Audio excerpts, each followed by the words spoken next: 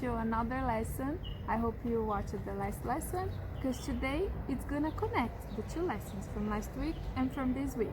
So if you didn't watch, go back to the videos on YouTube and watch the other video.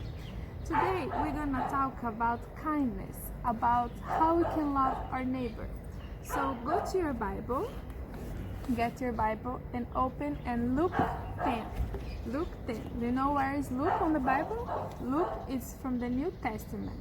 So the Old Testament is most of half of the Bible is Old Testament, and Jesus is still didn't born on the Old Testament. But when you go to the New Testament, Jesus is already born and talks a lot the story of Jesus. So on Luke, you can open on Luke 10, verse 25 to 37. Verse 25 to 37. I'm not gonna read everything, but after this video finishes, I want you and your family to read these verses together, okay? So on Luke, Jesus is talking about love your neighbor. You know, one man, he asked Jesus, what should I do to go to heaven? And Jesus said to him, do you know the law of Moses is be kind, love one another? And then this man said, okay, but who is my neighbor? Can you answer me? Who is your neighbor?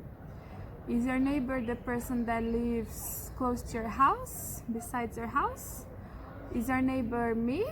Is your neighbor the person on the street? Who is your neighbor? You know that your neighbor is not only the person that lives close to your house. Your neighbor is everyone. When Jesus is saying love your neighbor, he's saying to love everyone, to be kind to everyone, not only the person that lives close to you. It's your friends, your family, people that you don't know. This is love one another. So Jesus, to talk about love one another, he said a parable that is stories that Jesus talks to teach us, to help us to understand better about what he is teaching us. And on this parable, he said about the Samaritan man who helped another man. I will tell you the story, but go to the Bible to read with your family, okay? So Jesus said that one man was traveling from Jerusalem to Jericho.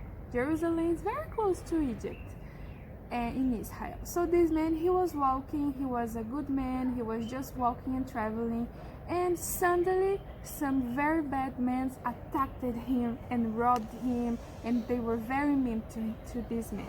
So this poor man, he was on the street by himself and hurt. He was feeling a lot of pain. It was a very hard situation for this man. And then Jesus said that one priest, he was walking on the same street that this hurt man was laying down and feeling pain. Do you think this priest stopped to help the man or didn't stop? No, he didn't stop to help the man. He went to the other side of the street to not help this man. He just didn't care about this man. Then Jesus said that another man walked and saw this guy laying there feeling pain. Do you think that the second man helped him or didn't help? No, he didn't help him. So this man was still there feeling pain and hurt. And then Jesus said that a third man walked and saw this man laying down on the street feeling a lot of pain. I think he was crying. Do you think this third man, he helped or didn't help? Yes, finally, the third man helped this guy laying down feeling pain on the street. And Jesus says that this guy took him to heal, to help him to heal his hurts, and he helped him to get better, and he was a very good man. So this is the example that Jesus says about love your neighbor. You can love and help people that you don't know. Sometimes here in Egypt, we see people on the street that they need help. Sometimes we cannot help them, but sometimes we can help them. So if you can give food or a coin or something, you can give and you're gonna help this person. But if you cannot give, do you just walk and I don't care about this person? Or you care about them? So how can you help this person if you cannot stop the car and do something for them? Do you know how? Yes, you can pray for this person. You know, prayer is one of the best ways to help someone and to love someone. So when you see someone in help and you cannot do anything to help this person, you can pray. You can talk to God. Have a conversation with our Father and says, God, I saw this kid. They were there on the street suffering. Help this kid. Help them to have food, to go to school. Pray. You can pray with your family about poor people, about people that doesn't have house, doesn't have food. It's important for us to pray for them.